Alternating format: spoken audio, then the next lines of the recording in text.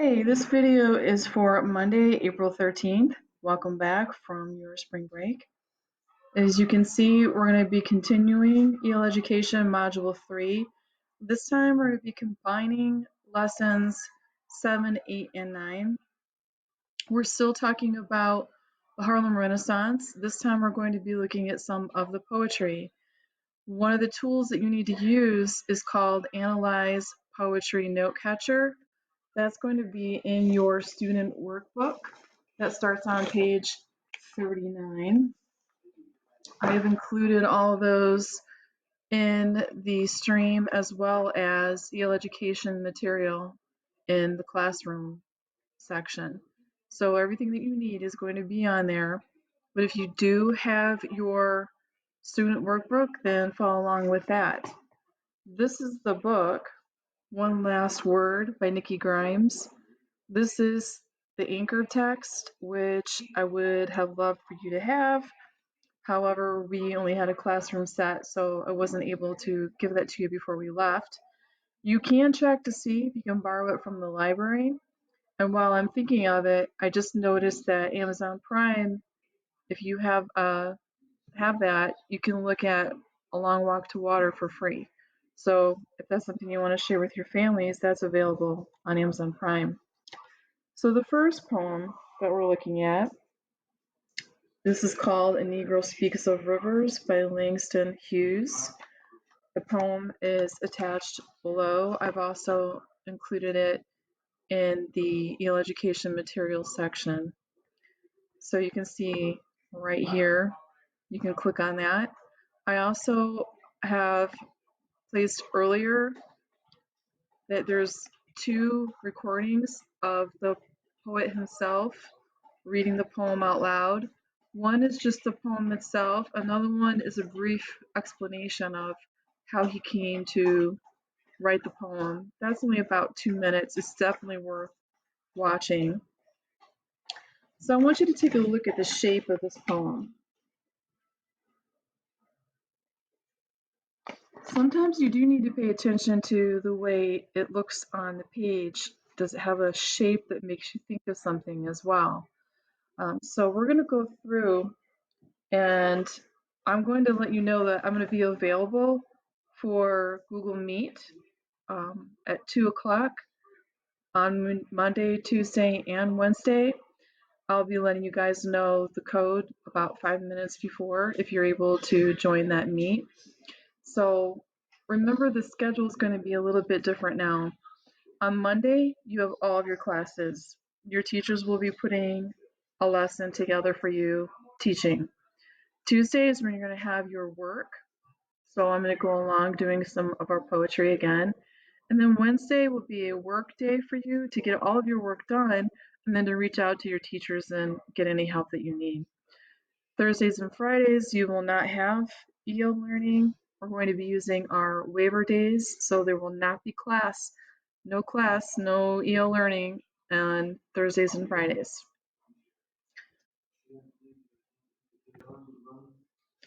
So the first thing I'm going to do is just have you look at this poem. This is called, as it's telling you, it's the National Poetry Month, which is good. We're doing that now. The Negro Speaks of Rivers, Langston Hughes. And there is a shorter one of him reading it out loud. I'm going to show that to you in just a sec. Here is Langston Hughes reading his own poem. I've known rivers ancient as the world and older than the flow of human blood and human veins.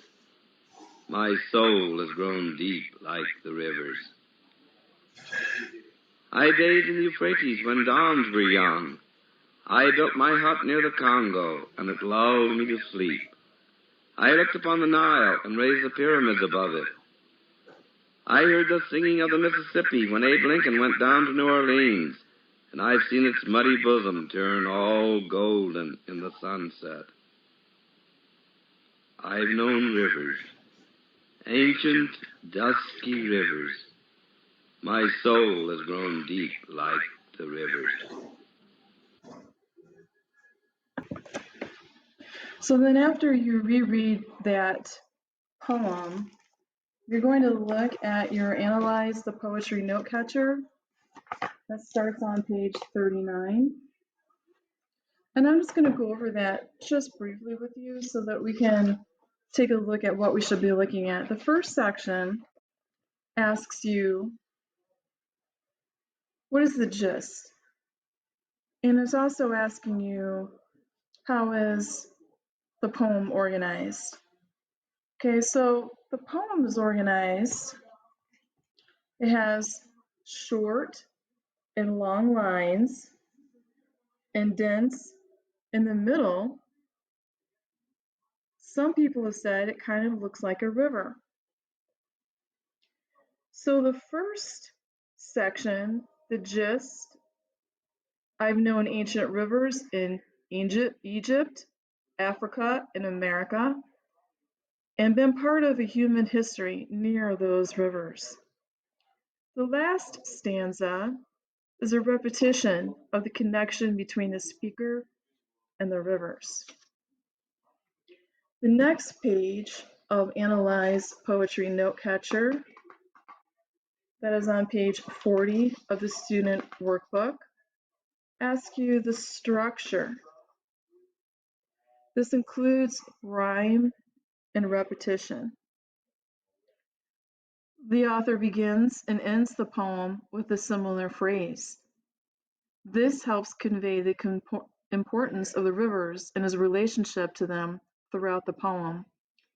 The author also repeats I throughout the poem to show that he sees himself in ancient rivers and events, or in his ancestors. This chronological structure of the poem helps the reader travel from the earliest civilization and freedom through slavery and finally back to freedom.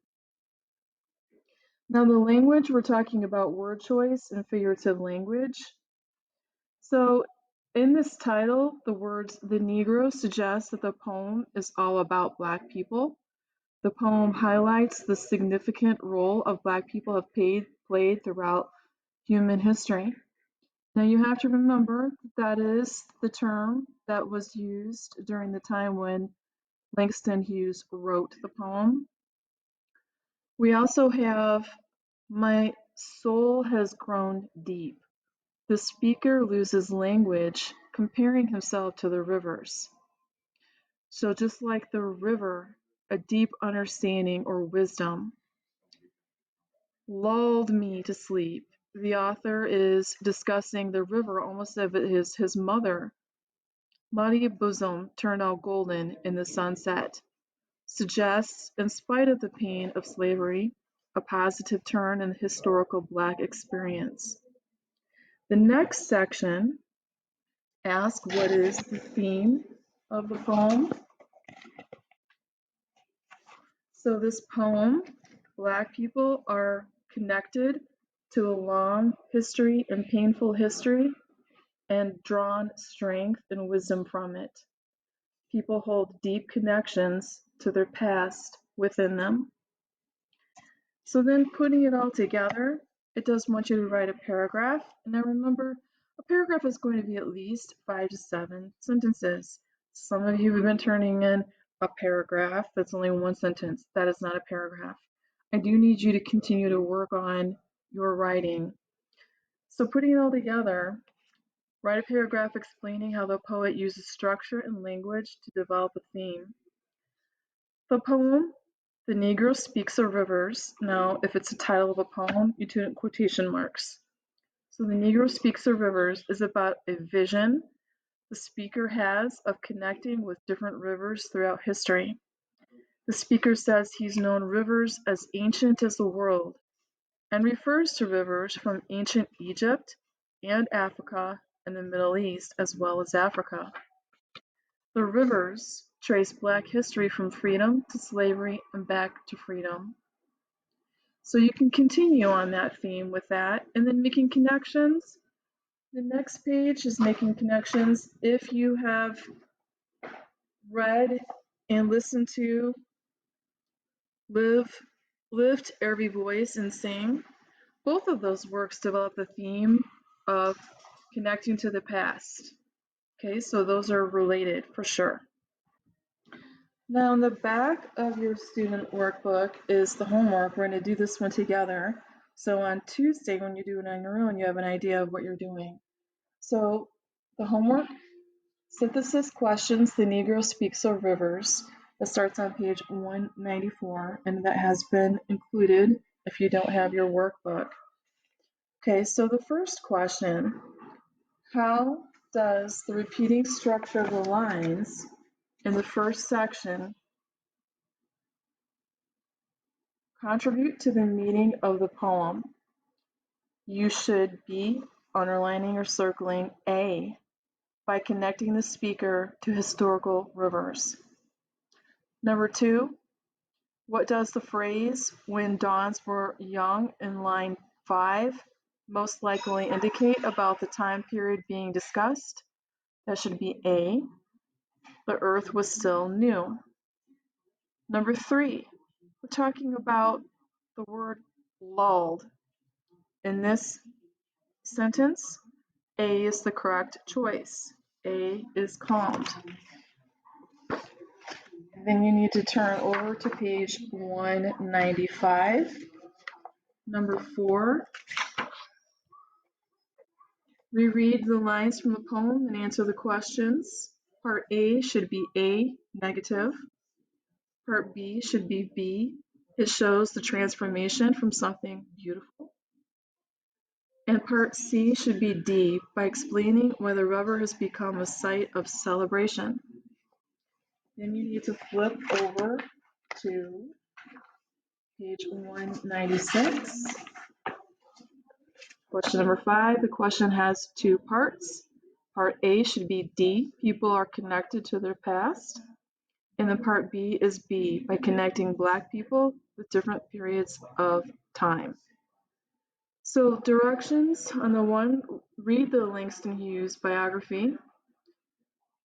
Then respond to the short response questions below.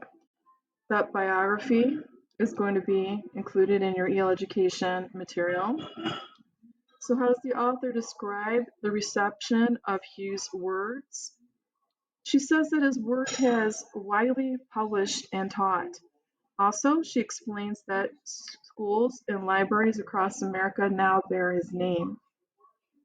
Number 7, what does the author mean that Hughes' name became synonymous for the Harlem Renaissance? She means that his work is so popular and closely tied to the Harlem Renaissance that people often think of the two together. So remember, we've been talking about Harlem Renaissance. We're talking about art. We're talking about dancing, singing, poetry, literature. It's all related. So please reread through these directions as you need to. And remember, I will be available for any questions that you have throughout the day. So Monday, Tuesday, and Wednesday, I'll be available even on those days that are not Monday, Tuesday, and Wednesday. So reach out if you have any questions. The only thing you need to complete for Monday would be the entrance ticket for lesson 7.